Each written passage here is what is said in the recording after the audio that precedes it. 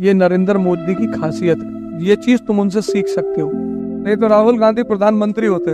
98% लोग इसलिए परेशान हैं क्योंकि उनकी नजर इस पे है। उसकी आंखों में वो जो कमीनापन है वो दिखाई पड़ता रहता है। पढ़ोगे नहीं तो भीख मांगोगे। और मैं मोटिवेशन पे नहीं जीता, मैं शक्ति पर जीने वाला इंसान हूँ।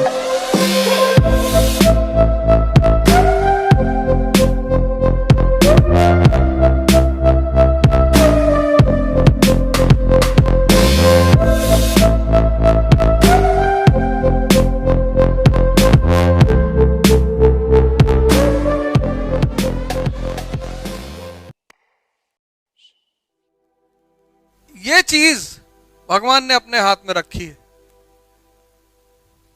नहीं तो राहुल गांधी प्रधानमंत्री होते। नहीं होते, जिनका पूरा खानदान प्रधानमंत्री है था। ये चीज भगवान ने अपने हाथ में रखी है। तो जितने भी नासमझ लोग हैं उनका दिमाग इसी पे लगा रहता और उनके हाथ में है ही नहीं, इसीलिए तो परेशान है।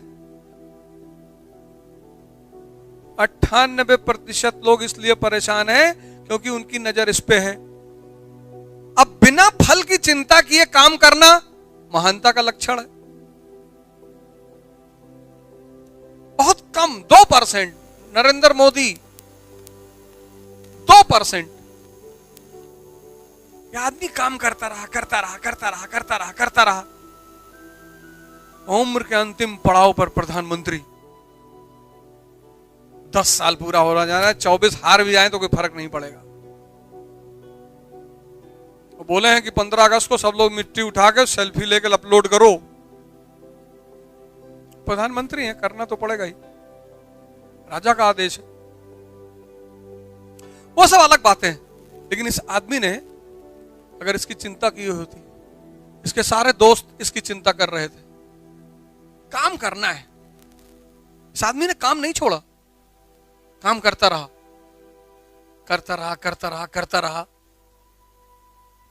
भगवान को मजा आ गया कि यार गजब आदमी हो यार। ये नरेंद्र मोदी की खासियत है, ये चीज तुम उनसे सीख सकते हो। इसकी जो भी चिंता करेगा वो कुछ नहीं कर पाएगा। तो चिंता किसकी करना है? कर्म की। इसकी चिंता करना है कि यार आज 8 घंटे पढ़ाई नहीं हुई, यार आज जनसत्ता पूरा नहीं हुआ। चिंता करना है, इसकी नहीं करना है।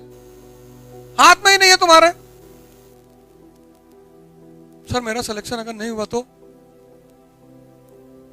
अब चूंकि तुम्हारे अहम की संतुष्टि तुमको करनी है, तुमको दुनिया को दिखाना है कि देखो हम सीईओ हो गए, लंबरदार हैं, उसका ठेका किसी ने थोड़ी लिया है।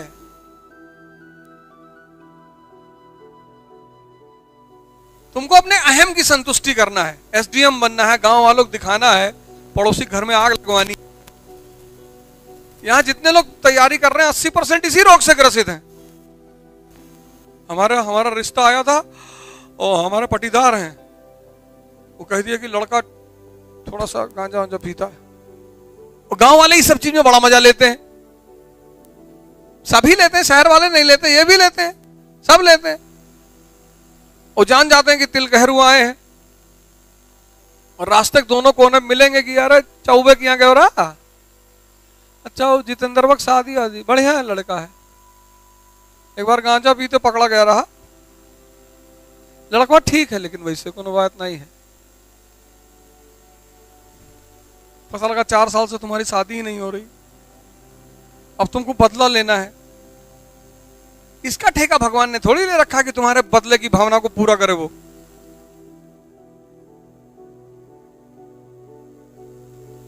भगवान ने तुम्हारा ठेका ले रखा है, लेकिन तुम्हारे अहम का ठेका उसने नहीं ले रखा है। प्रेमानंद है ना महाराज जी, वृंदावन में 11 साल की उम्र में घर से भागे थे और 15 किलोमीटर भाग गए पहले दिन। 11 साल क्या होता है यार, कुछ नहीं होता। बोले 1.5 दिन तो हम भूखे रहे, 1.5 दिन तक मंदिर में बैठे थे। एक आदमी आया तो बगल में कोई परमहंस जी थे, उनके लिए दूध लेकर आया था, मट्ठा या दूध लेकर आया था, दही लाया था। अभी रिसेंटली वीडियो था उनका, तो कहे वो दही लाया था, गांव वाली लाल वाली दही, मलाई वाली। हमसे कहा यार अब परमहंस जी तो है नहीं, तो कुटिया में ताला लगा, तो तुम ही पी लो। कहले पहले तो हम ना नकुर किए, लेकिन फिर एक छोटी सी लोटिया रखे थे, उसी में 4-5 लोटा पिए। तब भगवान को बहुत धन्यवाद दिए कि यार इतना बढ़िया व्यवस्था करते हो। भगवान ने तुम्हारा ठेका ले रखा है, तुम्हारे अहम का ठेका नहीं ले रखा है। ये जो तुम सबको दिखाना चाहते हो ना कि हम लंबरदार हैं और ऐसा है, सीओ हो गए, देखो दहेज में 2 करोड़ रुपया मिल रहा है। चुनाव लड़ने की बात करते हैं तो हमारे रिश्तेदार में बड़े खुश होते हैं, सोचते हैं लड़ेगा जितना पैसा ऐसा कमाए सब लुटा देगा, अपने पैसे से थोड़ी लड़ेंगे। कि जो पैसा कमा रहे हैं इसमें जाके खाना खिलाएंगे किसी को? अपने पैसे से मैं खुद तो खाना खाता नहीं, किसी को पार्टी वार्टी नहीं देता, आज तक नहीं दिया। अभी जिसको दे दिया वो समझ लो बड़ा भाग्यशाली रहा होगा जीवन में। 1 रुपया किसी को नहीं दे सकते। तो कुछ लोग आके हमको चढ़ाते रहते हैं कि लड़ जा, जीत जावा तू। अरे तुम्हें लोग मानत है भाई, जीत जावा, MP हो जावा। तो उसकी आंखों में वो जो कमीनापन है वो दिखाई पड़ता रहता है कि जो पैसा कमाए वो लुटवा देंगे। अरे तू तो ऑस्ट्रेलिया से लड़ जा तो जीत जावा। वही से मैं कहता हूं 5 लाख रुपया चंदा दे दो, मुझे जो भी सलाह देता उससे मैं पैसा मांग लेता हूं। अरे भैया निकाल के जूता, इतना जूता मारेंगे, फर्जी सलाह मत देना। अगर पैसा देने की औकात रखते हो तब सलाह दो, फालतू की सलाह नहीं। क्योंकि अगर शुभचिंतक हो मेरे तो पैसा तो दोगे ही। ये चीज मैंने अपने पिता से सीखी। हमारी बहन पढ़ रही थी तो घर पे लोग आए तो कहे कि अरे 25 साल उम्र हो गई, ब्याह करा यार, तुम्हारे पापा कहे 50,000 रुपया दो। ये क्या झूठे शुभचिंतक आके बनते हो मेरे घर पे? लाओ 4 लोग 50,000 रुपया दे दो, 2 लाख हो जाए, कर दे शादी। पैसा नहीं है तभी तो नहीं कर पा रहे हैं। कौन नहीं चाहता कि उसकी बेटी की जल्दी शादी हो जाए, अच्छी शादी हो जाए? सब चाहते हैं, उसकी अपनी मजबूरी होती है ना। जैसे तुमको कोई सलाह दे कि दिल्ली चले आओ, पैसा मांग लो तुरंत।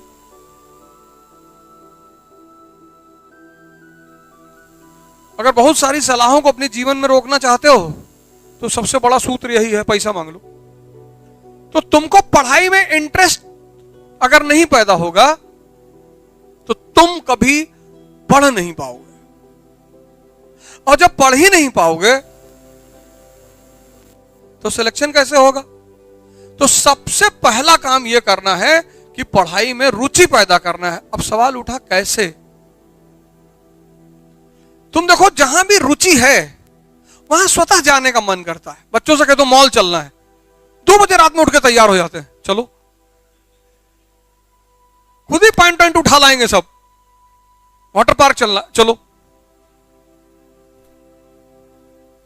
स्कूल जाने के लिए बच्चे बहुत नाटक करते हैं। यहाँ किडनी में दर्द हो रहा है, किडनी इधर है बे, अच्छा इधर है किडनी। क्यों करते हैं? क्योंकि स्कूल में शिक्षक दबाव बनाता है, खुद तो उसको कुछ आता नहीं, बच्चों पे दबाव बनाता है, टॉर्चर करता है। पढ़ोगे नहीं तो भीख मांगोगे।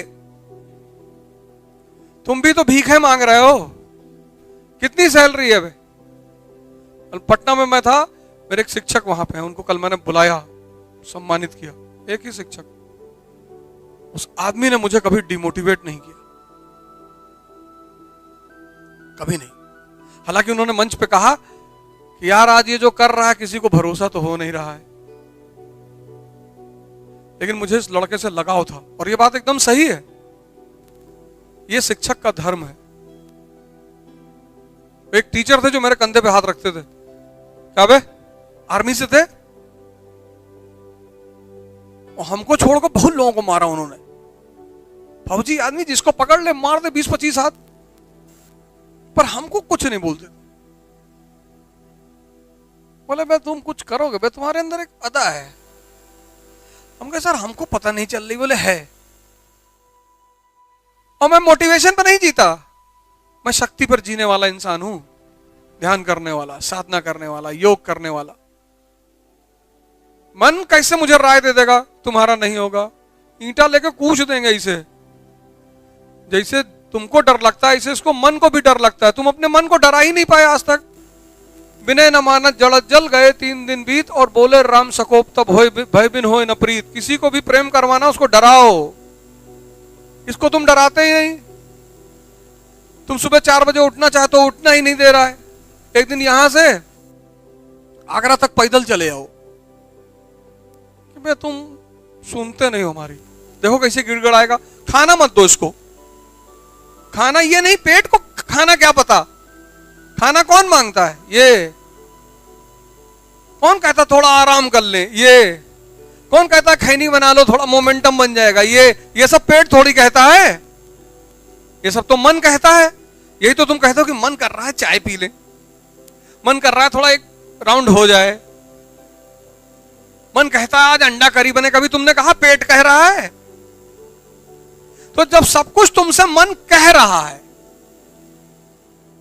विवेक पैदा करो।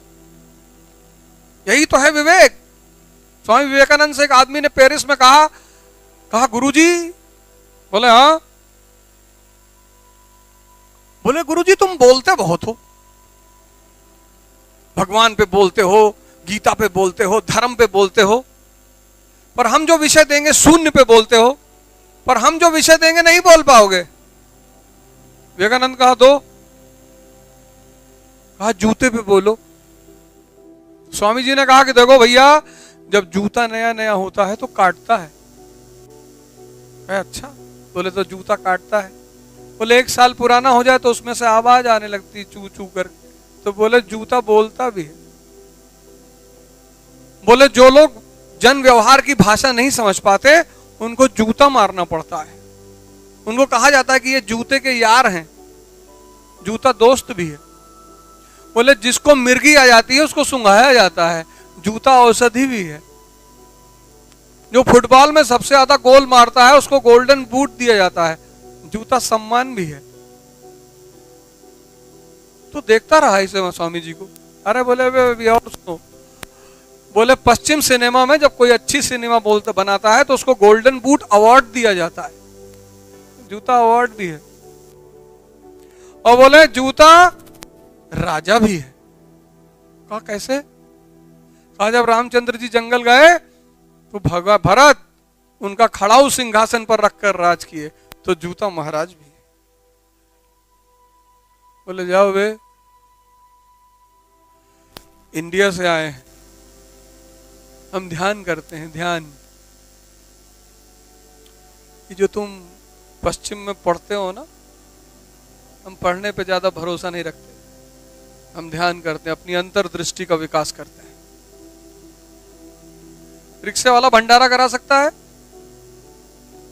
देखो, रिक्शे वाला भंडारा करा सकता है? पैसा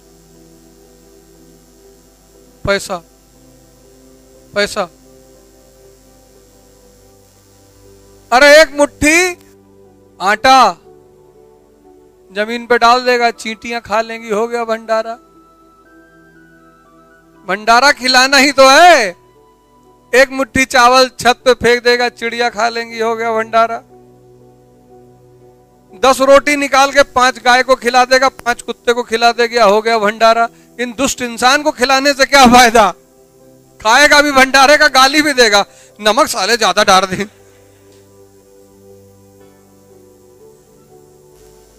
तो शिक्षा रुचि तुम में क्यों नहीं पैदा कर पाती? क्योंकि शिक्षा तुम्हारे विवेक को टच नहीं करती, तुम्हें सोचना नहीं सिखाती। तुम फेल हो गए, तुम सब फेल हो गए, तुम सब फेल हो गए। एक मुट्ठी चावल रिक्शा वाला नहीं अफोर्ड कर सकता है। नहीं, तो एक मुट्ठी है ना। भंडारा मतलब क्या? खिलाना। ये कोई जरूरी थोड़े इंसान को खिलाना। तो शिक्षा क्या है? तुम्हारे विवेक को टच नहीं कर पाती, इसलिए तुम्हारे अंदर, तुम मजबूरी में पढ़ते हो। आंख बंद करते हो तो सोचते हो यार गर्लफ्रेंड भाग गई, तब पढ़ते हो। तुम आंख बंद करते हो, देखते हो कि पिताजी 4 लाठी मार दिए, तब पढ़ते हो। तुम आंख बंद करते हो तो सोचते हो कि यार पढ़ेंगे नहीं, भीख मांगे, नौकरी नहीं लगेगी, तब पढ़ते हो। तुम डर के मारे कर रहे हो, और डर में कभी तुम जीतोगे नहीं। पता नहीं किसने कहा डर के आगे जीत है। डर के आगे डिप्रेशन है, उत्साह के आगे जीत है, डर के आगे जीत नहीं है। डर के आगे जीत कैसे हो सकती है? जब गब्बर सिंह कह गया जो डर गया सो मर गया, तो डर के आगे जीत कैसे हो सकती है? उत्साह के आगे जीत है, उत्साह। जब उत्साह पैदा होगा तो जीत पैदा होगी। राणा प्रताप डरे थे, उत्साहित थे। कृष्ण डरा हुआ, अर्जुन डरे थे, कृष्ण ने उत्साह पैदा किया। कृष्ण ने ये थोड़ी कहा ये ले स्प्राइट पी ले, डर के आगे जीत है।